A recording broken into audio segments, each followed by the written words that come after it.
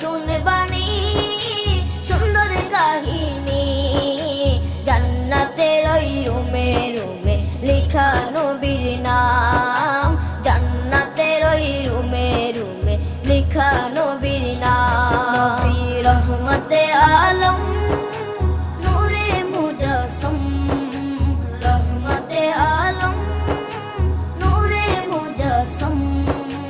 সাহাবীরা আতর বানায় ওই নবীজির ঘাম, সাহাবীরা আতর বানায় ওই নবীজির ঘাম।